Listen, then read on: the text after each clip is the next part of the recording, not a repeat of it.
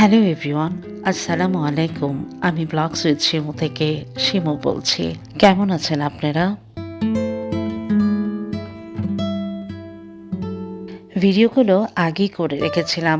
ভেবেছিলাম ভিডিওগুলো আপনাদের সাথে শেয়ার করব এবং গল্পগুলো শেয়ার করব। কিন্তু জীবনের গতি তো সবসময় একরকম যায় না। আর আমাদের জীবনের মাঝেও একটা খুব বড় রকমের একটা পার্থক্য চলে এসেছে। আর সেই পার্থক্যের গল্পটাই আপনাদের সাথে শেয়ার করতে অনেক দিন পর চলে আসলাম। আর ইউনাইটেড হাসপাতাল নিয়ে যে তিক্ত অভিজ্ঞতাটা হয়েছে সেটাও শেয়ার করব। আশা করি পুরো ভিডিওটি জুড়েই আমার সাথে থাকবেন।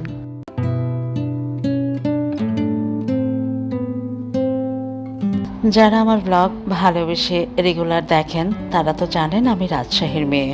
এই 2 ককশিট ভরা পার্সেলটা রাজশাহী থেকে এসেছে। আর রাজশাহী থেকে আমার ছোট ভাই আনিয়েছিল। আমার ছোট ভাই আমার বাসাতেই ছিল।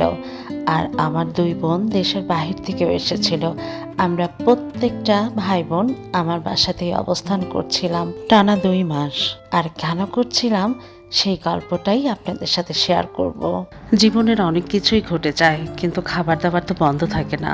ইউএসএ থেকে আমার বড় বোন এবং জার্মান থেকে আমার আরেকটা বোন এসেছিল। আর কেন এসেছিল, কি হয়েছিল সেই গল্পটাই বলবো।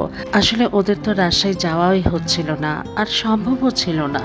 আর এই জন্যই রাজশাহী থেকে এই পার্সেলটা নিয়ে আসা, কারণ ওদের অনেক বেশি ইচ্ছে হচ্ছিল রাজহাঁসের মাংস খাওয়া এবং পদ্মা নদীর ছোট বড় মাছ খাওয়ার। ইউটিউবে আমার যারা বন্ধু, যারা আমার শুভাকাঙ্ক্ষী, যারা আমাকে অনেক বেশি ভালোবাসেন, তারা নিশ্চয়ই আমার কমিউনিটি পোস্টটা দেখেছেন। আর কমিউনিটি পোস্টে কিন্তু আমি আমাদের জীবনে ঘটে যাওয়া গল্পটার কিছুটা হলেও শেয়ার করেছি। পার্সেল দুটো যখন খুলছিলাম তখন অনেক বেশি ভালো লাগাও কাজ করছিল, কারণ ছোট ভাই এত এত জিনিস বোনদের জন্য রাজশাহী থেকে নিয়ে আসিয়েছে যে ভালোও লাগছিল। পাশাপাশি কিন্তু আমাদের সবারই খারাপ লাগাটা বিদ্যমান ছিল, কারণ আমাদের আম্মা ইউনাইটেড হাসপাতালে তখন অ্যাডমিট ছিল। এই মাছটা পদ্মা নদীর বাঘার মাছ, আর এই বাঘার মাছটা কিন্তু আমার অনেক প্রিয়। তো যেটা বলছিলাম, আমার আম্মা ঢাকাতে আমার বাসাতে বেড়াতে এসেছিলেন। বেড়াতে আসার পরে আম্মা কেন জানি আস্তে আস্তে অসুস্থ হতে থাকলো। আম্মার পেটের সমস্যাটা যেন কোনোভাবেই দূর হচ্ছিল না। আম্মা যে আমার বাসাতে এসেছে, ওনাকে যে একটু ভালো মন্দ রান্না করে খাওয়াবো সেই সুযোগটাও আমার হয়ে উঠছিল না। আম্মাকে শুধু চাউ ভাত আর কাঁচকলা ভর্তা এগুলোই আমাকে দিতে হচ্ছিল। পার্সেলটার সাথে এই কালাভুনাটাও এসেছে। রাজশাহীর এক জায়গায় খুব বিখ্যাত এক জায়গায় কালাভুনা পাওয়া যায়, আর সেখান থেকেই আমার ছোট ভাই এতগুলো কালাভুনা নিয়ে এসেছে বোনদের জন্য। তো আমার আম্মার পেটের অবস্থা দিনকে দিন খারাপের দিকেই যাচ্ছিল। তো আম্মাকে আমরা প্রথমে স্কয়ার হাসপাতালে নিয়ে গেলাম এবং সবচাইতে বড় গ্যাস্ট্রোলজির যে ডাক্তার, ওনাকেই দেখালাম। উনি আম্মাকে বেশ কিছু টেস্ট দিলেন এবং ডিটেক্ট করলেন যে আম্মার জন্ডিস হয়েছে আর বিলিরুবিন 3। আর উনি বেশ কিছু ওষুধও দিলেন এবং 2 ধরনের অ্যান্টিবায়োটিকও দিলেন। আমরা সবাই ভাবলাম যে যাক, আম্মার অসুখটা তো ধরা পড়েছে, ওষুধ খেলে ঠিক হয়ে যাবে। কিন্তু না, আম্মা ওষুধ খেয়েও অ্যান্টিবায়োটিক খেয়েও দিনকে দিন আরো বেশি অসুস্থ হতে শুরু করলো। এর মধ্যে 10টা দিন ওভার হয়ে গেল। আমার যে বোনটা জার্মান থেকে এসেছিল তার যাবারও সময় হয়ে গেল।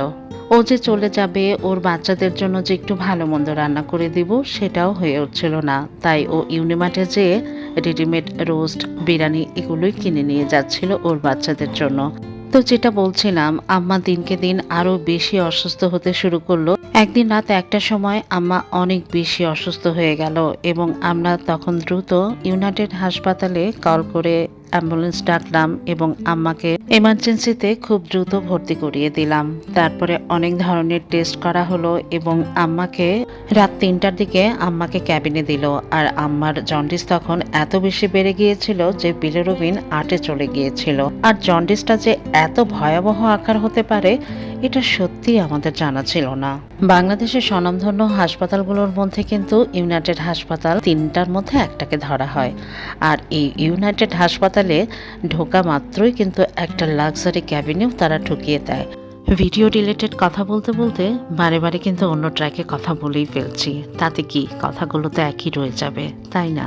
আপনাদের ভাইয়া দুবলাচরে একটা অফিসিয়াল ট্যুরে গিয়েছিলেন, আর সেখান থেকে 1 বস্তা শুটকি নিয়ে এসেছেন। আর আমার বোন 2টা যেহেতু দেশের বাহির থেকে এসেছে, এই জন্য একটু বেশি করেই নিয়ে এসেছেন। তো যেটা বলছিলাম, আমার আম্মাকে অ্যাডমিট করার পরে আম্মার সুস্থতা নেই বললেই চলে। আম্মা এর আগেও অসুস্থ অনেকবারই হয়েছে, কিন্তু ইউনাইটেডে আসলে আম্মা একদম সুস্থ হয়ে বাড়ি ফিরতেন। কিন্তু এবার যেন আম্মা কোনোভাবেই সুস্থ হচ্ছিলেন না। হাজার হাজার টেস্ট প্রতিদিন তারা করতেন। ক্যান্সারের টেস্ট থেকে শুরু করে এমন কোনো টেস্ট নেই যেটা আম্মাকে করা হয়নি, এবং সেটা প্রতিদিন করতেন। লাখ লাখ টাকার শুধু টেস্টই করতে হতো আমাদের। আমরাও খুব আশাবাদী হয়ে প্রতিদিন টেস্টগুলো করাতাম। টাকা যাচ্ছে যাক, পরিশ্রম যাচ্ছে যাক, কিন্তু মাটা তো আমাদের থাকতে হবে। আর আমরাও আশাবাদী হয়ে প্রতিদিন লাখ লাখ টাকার শুধু টেস্টই করাতাম, কিন্তু আম্মার সুস্থতা যেন কোনোভাবেই দেখা দিচ্ছিল না। ইউনাইটেড হাসপাতালের তত্ত্বাবধানে আম্মা থাকার পরও বিলিরুবিন 3 থেকে 30-এ উঠে গেল, যেটা আমাদের কাছে অনেক ভয়ঙ্কর একটা ব্যাপার ছিল। সত্যি কথা বলতে এত বড় হাসপাতালে অনেক আশা নিয়েই কিন্তু আমরা চিকিৎসাগুলো নিচ্ছিলাম। বরং আম্মার তো কোনো কিছু উন্নতি হয়নি, বরং আরও অবনতি হয়েছিল। এমনকি আম্মার পেটের সমস্যাটা যেটা ছিল সেটাও তারা ঠিক করতে পারেনি। টানা 43 দিন আমরা ইউনাইটেড হাসপাতালের বাসিন্দা হয়েছিলাম। তারা যদি জন্ডিসটা কমাতে পারতো, সেটাও না হলে আমরা একটু প্রশংসা করতে পারতাম। তারা জন্ডিসটাও কমাতে পারেনি। এমনকি জন্ডিসটা এত বেশি মাথায় উঠে গিয়েছিল যে আম্মার লিভারটা পর্যন্ত তারা ড্যামেজ করে ফেললো। আমার আম্মা তো সুন্দর করে কথাও বলতো।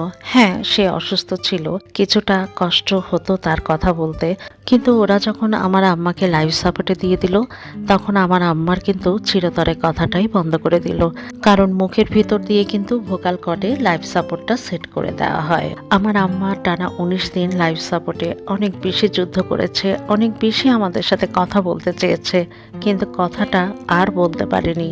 টানা 43 দিন আমার আম্মা এই হাসপাতালেই ছিলেন, আর লাস্ট 19 দিন আইসিইউতে ছিলেন। আর ডাক্তাররা কিন্তু আমাদের সব সময় আশার বাণী দিয়েই যাচ্ছিলেন যে আপনাদের আম্মা ভালো আছে, আর কয়টা দিন পরে লাইফ সাপোর্ট খুলে ক্যাবিনে দিয়ে দেব, হেন তেন এগুলো করে করে আমার আম্মাকে নিয়ে তারা বিজনেস করলো। অনেক গল্প শুনেছি বড় বড় হাসপাতালগুলোতে নাকি আইসিইউ নিয়ে ব্যবসা করে। সত্যি আমার আম্মার সাথে সেটাই হয়েছে। আমাদের কথা হচ্ছে, তারা যদি ট্রিটমেন্টটা নাই করতে পারে, যদি জন্ডিসটাই কমাতে না পারে, যদি পেটের প্রবলেমটাই দূর করতে না পারে, যদি অসুখটাই ধরতে না পারে, তাহলে এই 43 দিন আমাদের সাথে কেন ব্যবসা করলো? পৃথিবীর এমন কোনো অ্যান্টিবায়োটিক নেই যেটা আমার আম্মার শরীরে পুশ করা হয়নি। তারা মোটামুটি অন্ধকারেই ঢিল ছুটছিল। এতদিন এত টেস্ট করার পরও তারা আমার আম্মার অসুখটাই ধরতে পারছিল না। আস্তে আস্তে আমার আম্মা একদম নিস্তেজ হয়ে গেল। ওদের এত বেশি ট্রিটমেন্ট হয়েছে যেটা আমার আম্মার শরীরে আর নিতে পারছিল না। অনেক কষ্ট পেয়ে আমার আম্মা চলে গেছেন। আর আমার আম্মা যখন গেছেন, তখন আমরা কেউ পাশে ছিলাম না। এই কষ্টটা কোনোভাবেই মেনে নিতে পারি না। আমার আম্মা আজ পৃথিবীতে নেই। আমার আম্মার জন্য আপনারা দোয়া করবেন, আর আমার জন্য করবেন। ধন্যবাদ।